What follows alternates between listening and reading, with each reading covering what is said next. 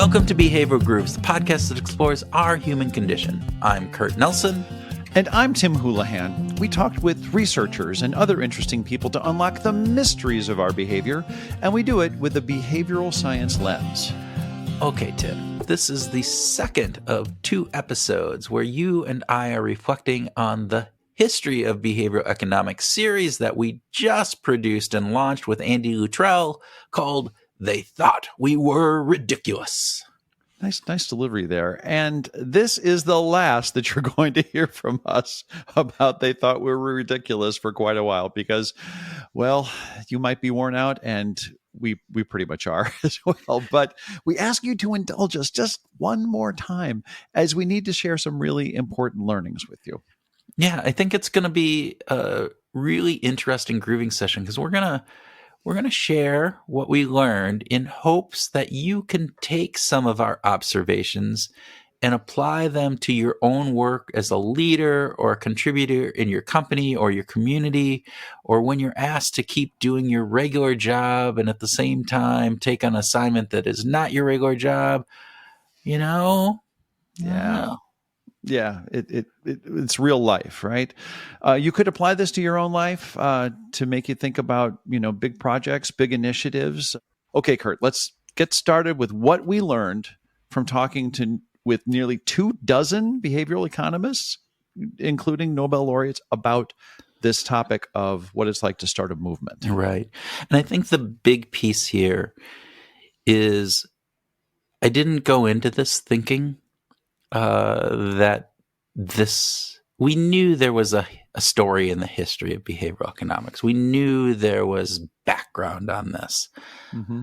And having read Misbehaving and having read a little bit of Thinking Fast and Slow. And some of the other works that are out there, right? I knew there was a background in this, but really understanding this changed. These people that we talked to changed the foundation of a field that had been going on for hundreds of years, not just decades, hundreds of years. Now you could argue, well, the classical kind of economic model and the rational person is really took forward, just in the past, from the 30s and 40s onwards. So it may only be decades, but in reality, this group of people, right,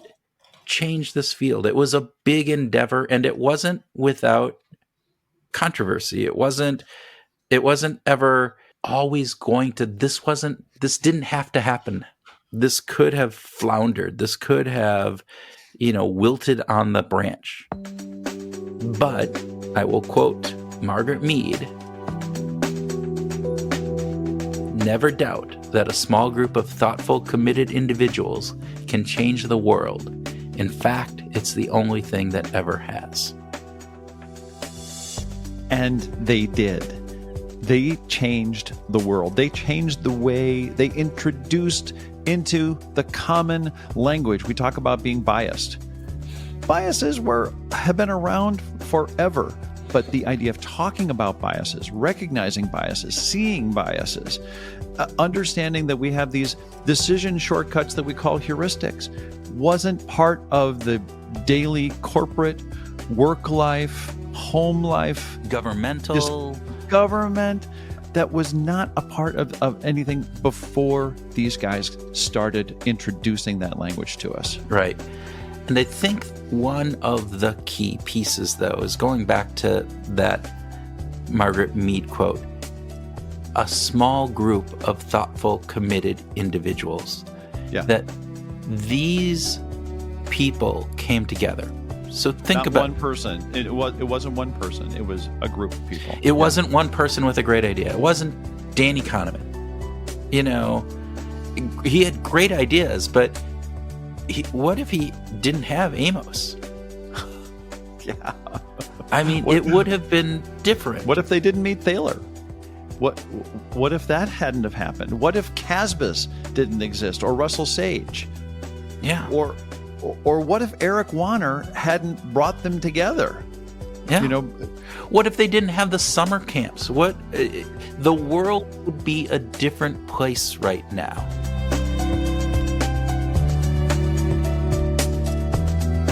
One of the big insights that I took from this is, look, if you have a big project, or a big idea, or maybe not even a big idea, but you have something that fascinates you, engage others. Mm-hmm.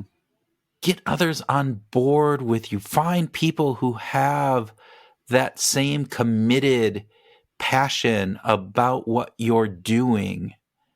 I love the Sendel quote where he's talking about, it's like if you were a stamp collector, but you didn't know any stamp collectors, and all of a sudden you went to this camp where it was all about stamp collecting, and like you just geeked out. It's like, first off, stamp collecting, Sendel? Really? I mean, that's what you pick, but it's perfect for that, right? But it is this idea of find other stamp collectors. Mm-hmm. Because your ability to make an impact is going to be magnified. It is an accelerator for you when you are doing this as a small group of committed individuals, as opposed to an individual. One other point along this idea of working with this small group is, if you can't find a small group, that might be a hint that maybe your idea doesn't really work with anybody beyond yourself. Just, hashtag just saying. But because in the world today, you can find stamp collectors. You can find there is a wide and diverse way of communicating with the world. So go out and find those people. The second thing that I think is really cool about this is that they gathered like minds in this very free and open environment, right? This is like where really great bands thrive, especially when they are being formed, where everybody has a role to play, right? You can't have a band with 9 guitarists. It's just, why not? It won't be interesting. It just won't. But if you have a drummer and a bass player and a keyboardist and a saxophone and a guitar and 3 people who are singing, like, that's when it gets interesting, is by having all these different instruments in the band. This movement got interesting when you had psychologists and economists at the table in very free and open environment to hash out their ideas. And I love that. It's a couple things there. The free open environment, that they're able to look at ideas, but they're bringing in a different perspective. It's Elspeth Kirkman's work on that we just talked to about. The perspective that you are bringing in is one that, if you're all, Danny and Amos are psychologists, and they could have stayed in this psychology lane with all of this information.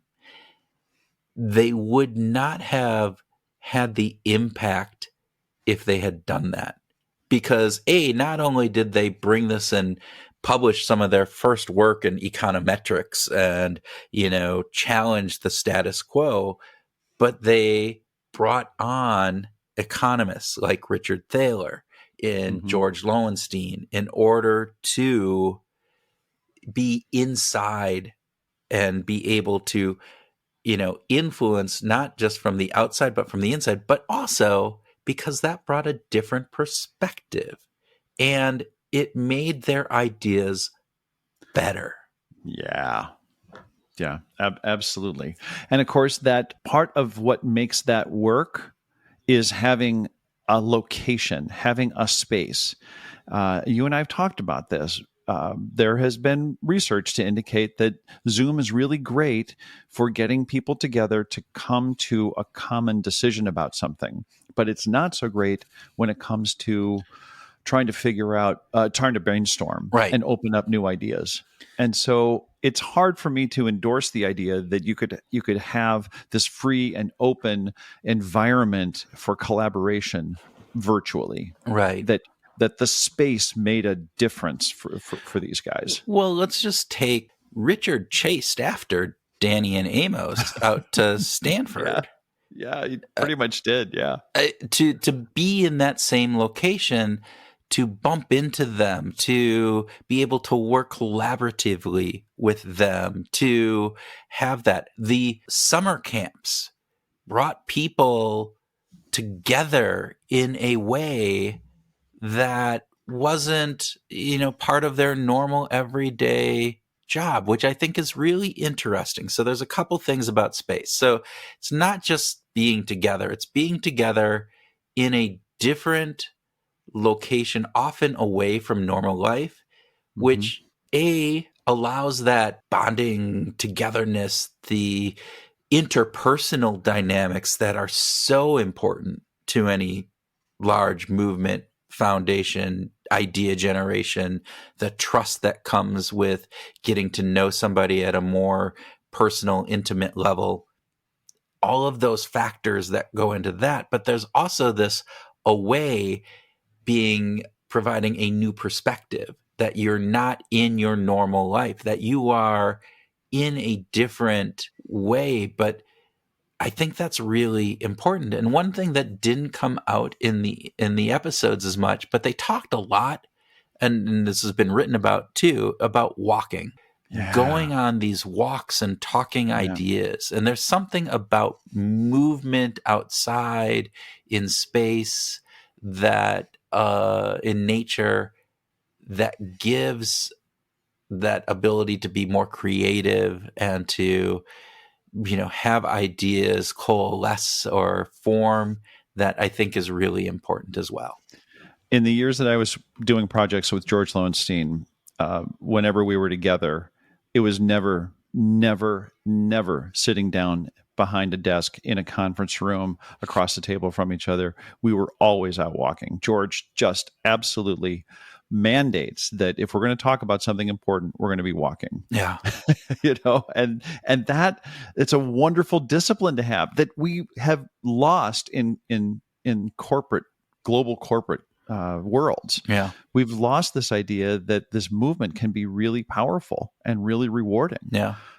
I think it's really interesting. So recap real quick of what we've just talked about, right? So lesson here. If you want to try to change something, if you want to do big, if you want to explore something in depth, just do it, but don't do it alone. If you can, get other people on board, bring in those others who are really fascinated about this as well. Not only will your understanding and knowledge increase significantly more than by doing it alone, but if you're trying to make a change and you're trying to impact something, that impact will be magnified, that you will accelerate however that is. And make sure that you are doing this so that it isn't just a correspondence, that actually, they didn't have Zoom when they were starting to do this. So they had to get together in order to have that component. And I think we're missing that. I see this today in corporate organizations. It's like, oh, we'll forego that quarterly, leadership team meeting, and we'll just do it by Zoom. Yeah. Don't do that. I don't think that's positive. I think that you're missing out in all of the benefits that you get from bringing and gathering people together, taking them maybe off site, doing something different, and getting them out of their comfort zone and putting them together, because it creates a different dynamic, different brain functions, and you are going to have a better outcome.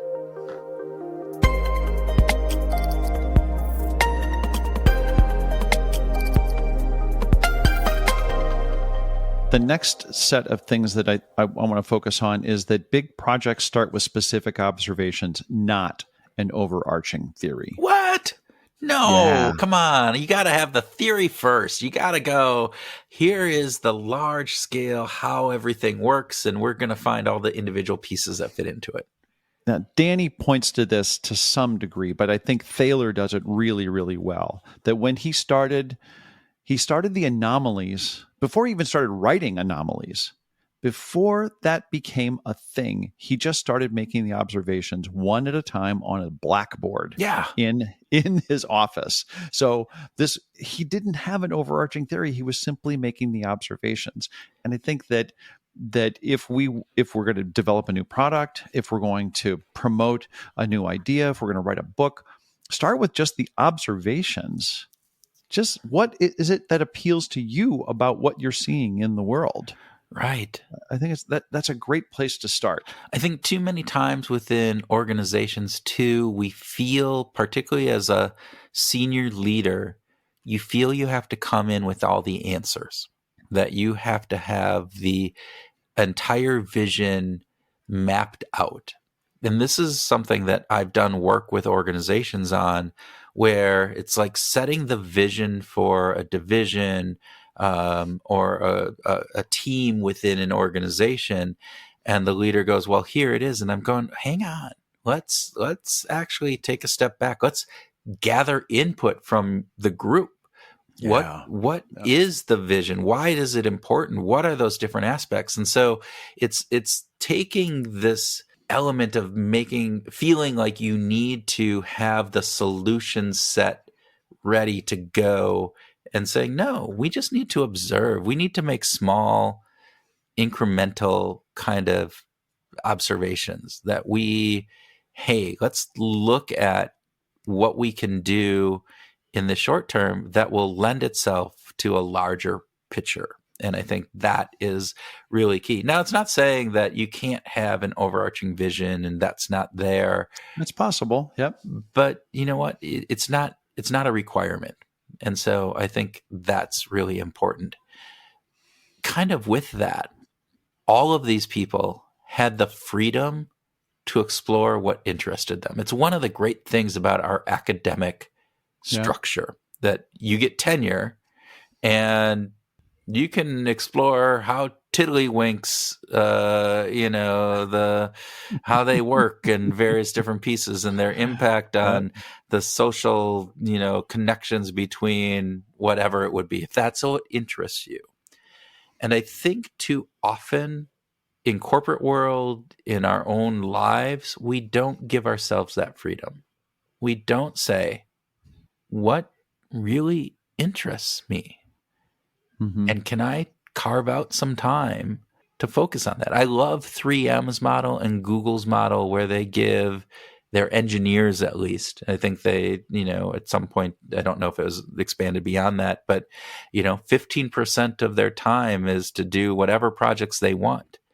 I mean, you think about the innovations that have come from that, and it's amazing. I don't understand why more organizations, but we are so productivity focused. So like there's so much stuff we have to do. We can't spend time on not priority kind of elements, and everything's a firestorm. And we don't give ourselves that autonomy about where people, or give the autonomy to people or ourselves of where they spend their brain power. Give them that ability to, hey, what's the adrenaline rush for you? And, go for it. In the same vein, if we're collaborating, we're going to be talking to other people.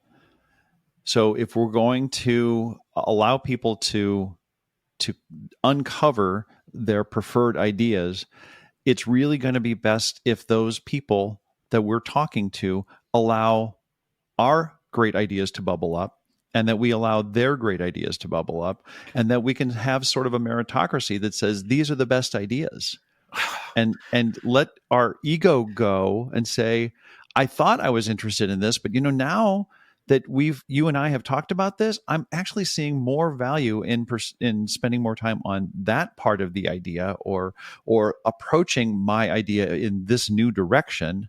You can get this ping pong of effect that could build out better ideas over time through conversations, through collaboration, when you're focused on the meritocracy of the ideas, in large part by letting go of, at least relaxing your own ego on your own ideas. And that's hard.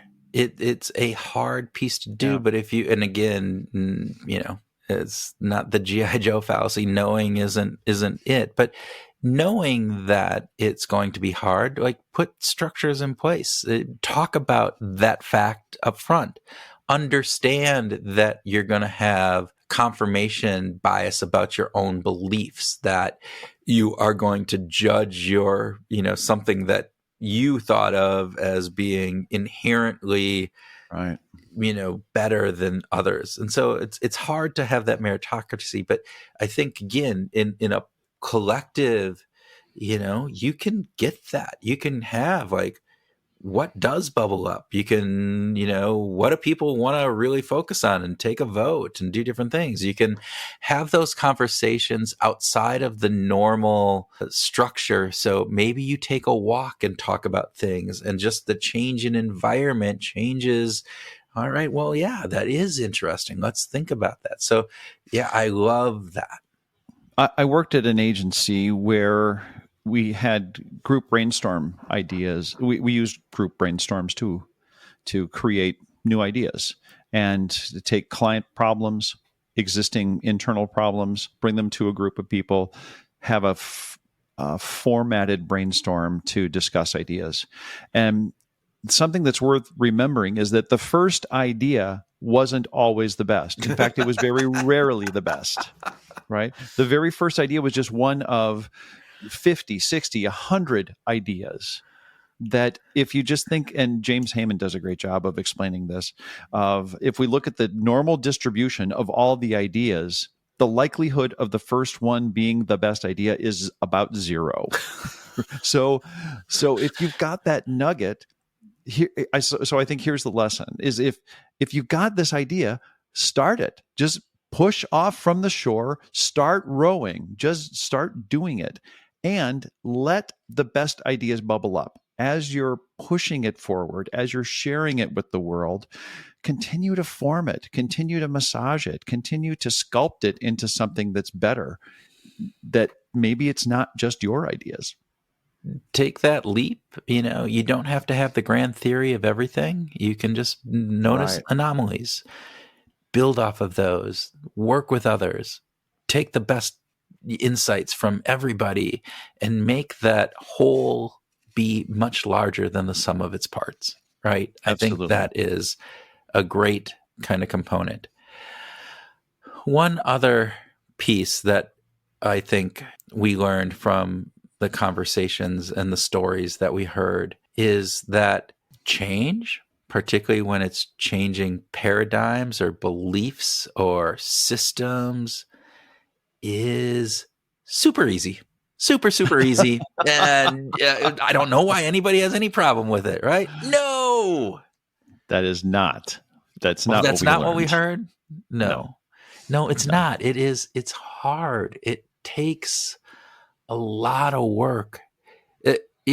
Prospect theory didn't all of a sudden, like they produced that paper, didn't all of a sudden change the way that economists thought and that the way they viewed the world.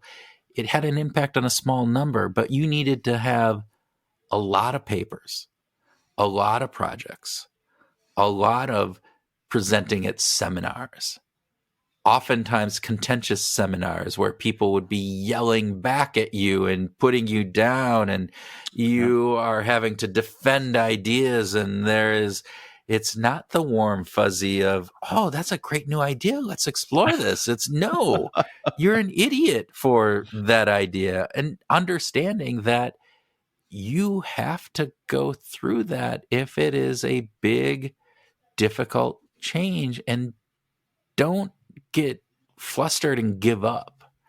Annie Duke talks about quitting, but you have to quit. It's not, and what I take from her stuff is, it's not about that we hang on too long, but sometimes we quit too soon as well. And so it's about knowing when to quit and when to hang on, and understand that a big change is hard.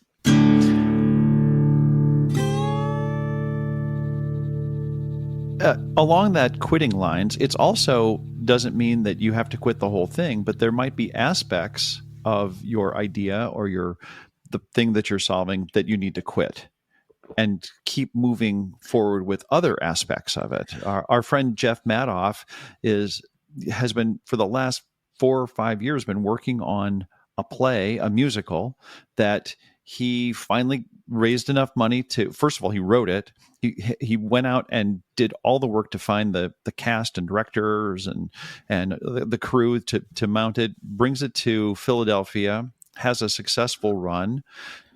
Takes it to Chicago, has a successful run. He's continuing to advance the story to get it to Broadway. Yeah. Basically, one iteration after the other. And the play continues to be tweaked and rewritten, and little bits of the songs get changed, and the choreography gets changed, and the dialogue gets changed all along the way. I love the story that he tells about this part in the play, in the musical that he does, that they had it, and I can't remember exactly what was going on, but he talked about it got laughs. It was, the actors loved it, all of this piece. But then he went back with his producer and said, does this add to the story that we're trying to tell, even though it was good?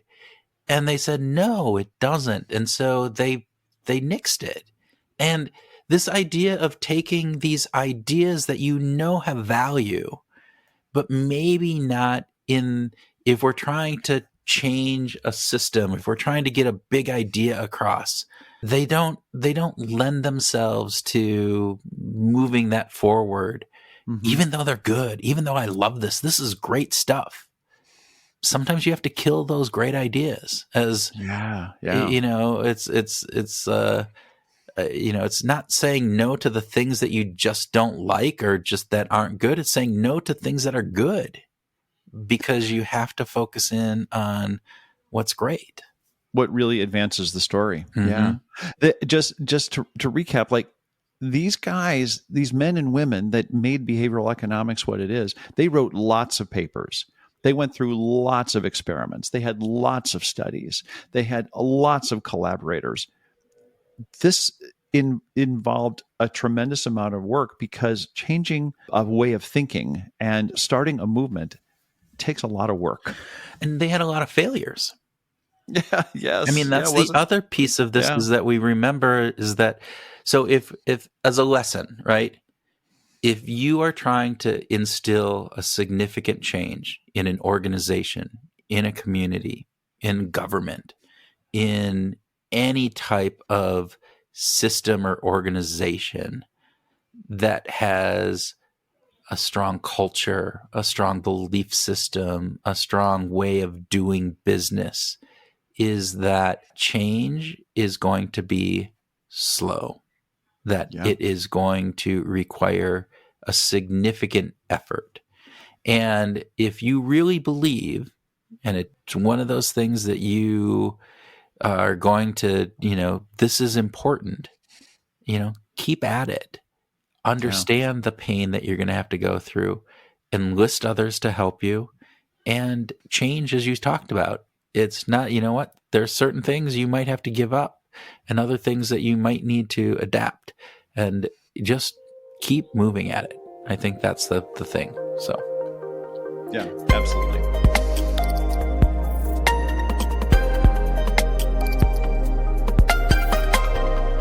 All right. So I think one other piece is this idea of they approached creating behavioral economics not from the outside, but from the inside. And it was very key and purposeful in the way that they approached this. And I think that is a great insight to how these types of changes actually get implemented. Yeah, I think there's this great story that George told me about how he needed to be inside. He had finished his undergrad in economics, but he was thinking about going into psychology because he was really fascinated with this emerging field of integrating both psychology and economics. He thought, well, with his undergrad in economics, maybe he complements it with psychology. And he had a conversation with Amos Tversky, who said, no. He said, you need to get your PhD in economics in order to legitimize the work. And he said, you need to be on the inside. To And legitimize the work. To legitimize the work. So we do need to think about, it's great to be the rebel on the outside. Like, it's very Hollywood-esque to come in and swoop in and change things. But if you're really going to be credible, if you're really going to know what's going on with the things that you're trying to change, whether it's how to change the user experience, with on a mobile app, or I don't know, change something at home. You've got to know how things go, how what the vernacular is. You got to know the territory. Well, and you need to know people are influenced more by people they know and trust than by others, and particularly if they view those people as experts. And so by getting in, by having, George become economist as opposed to a psychologist, he was able to, it was the fact of Richard being in there and getting into the University of Chicago and being a peer to, the leading economists in the country. This idea that you are part of the group and influencing that change, as opposed to a rabble rouser on the outside that you can dismiss. And again, within an organization, within a community, within a government, unit, that change is going to come from the inside. You have to get in, and you have to influence the right people. And sometimes it's a bottom up where you get there, but oftentimes you have to do a both and, right? You have to get that bottom up component, but you also have to convince the leadership. You have to be seen as credible within that leadership team so that they can support those initiatives and give it air cover, if nothing else, from maybe a larger part of the organization. Which means you might be working alongside naysayers. Yes. Like Lincoln with the team of rivals thing. Like, you could be working right alongside people who don't necessarily agree with you. Yeah. At least at the start, or agree with everything that you're doing. And if you're going to vet the ideas and vet the concepts, you're going to be better off. They're going to be stronger if you actually work alongside the naysayers, right next to them. Work, arm in arm with them. One other piece. You know what? These guys were lucky. In all reality, and I think this is a big issue. And we talk, Annie Duke talks about this, right? It's like, we look at decisions and it's like, oh, I made a decision, I did an action, and then I got an outcome. Well, no, when she talks about this, there's an element of luck in there. Like, everything, and she uses the card playing analogy, and there's I made the decision to take the hit, or to, do the next card, or stay in, and I knew the odds, but there's a luck of what the next card that comes up is, right? And even though the probability and the odds are in your favor, there's something there. Too often, leaders, in my viewpoint, and this is just me, look at, I made a decision, I got an action, and look at the great outcome that we have. And therefore, I'm great. I'm great. Everything I do turns to gold, and all of this kind of pieces. And you forget that there's an amount of luck. You look at the barons of industry right now, and, there's lots of people. This is the survivorship fallacy, right? This idea of, they got up at 5 a.m. and worked. Well, you know what? Thousands, if not hundreds of thousands of other people get up at 5 a.m. and work, and they are not, in this place. There is an element of luck, being in the right place, having the right connections, having the right environment that is out there. You know what? If Richard Thaler would have came around 5 years earlier, it would have been different. If he would have been 5 years later, it would have been different. Yep. There's an element of luck. The other part of the luck thing for me is being open to seeing the lucky circumstances that happen on you, right? Because Thaler recognized something in in Kahneman and Tversky and wanted to be, and then he gets presented with this very fortuitous opportunity that they're going to be together. Tversky and Kahneman were going to be together in San Francisco or at Stanford and Casbah. And so Thaler said, okay, so this is fortunate that they're going to be together. They're going to be in the States and I could get there. I'm going to be there the semester before. So I'm going to work to try to extend so that I can be with them. So he recognized the opportunity. And I know that this is silly, but it reminds me of this, like the story about the religious guy who's stuck on the desert island, and he's praying every day, God rescue me. And one day a speedboat passes by and the guy comes up with a speedboat and says, hey, I'm, looks like you're stranded on this desert island. And the man says, no, God's going to save me. and then, a helicopter arrives one day and the guy just waves it off and says, no, God's going to save me. And then like a cruise ship, comes up and stops and the guy on the island just waves them off and says, no, God's going to save me. Yeah. And it's like, you got to recognize when these good things are happening to you as well. You have to be open to say there are happy accidents that are happening. Yeah, and is the end of that story where he dies and goes to heaven and goes, why didn't you help me? And God goes, but I did. I sent a speedboat and a helicopter and a cruise ship. Yeah. And it's like, if we don't pay attention, this is what we've talked about too in some like finding your groove. It's how many times do we pass up that beautiful sunset because we're just not in the moment enough to realize what it is. And so I think there's an opportunity here that, yes, don't pass up the happy accidents, leverage them, but also take the luck. Don't like, right. Yeah. Yeah. Don't skip over it. Enjoy it. Yeah. I think that's it.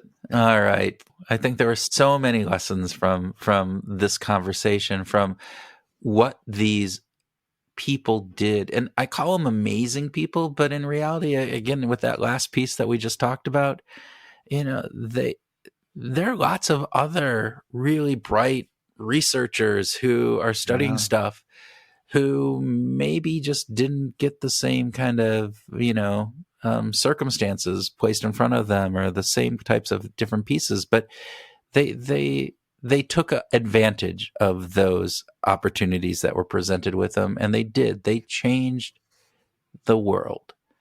And what I hope people will take away is that, get a group of people, gather together, all of those factors, right? Collaborate, make sure that you are, giving yourself the freedom to pursue those ideas that interest you. Start with just anomalies, observations, pay attention, what's going on, notice when things don't seem right, and then build from it. And then understand change is hard.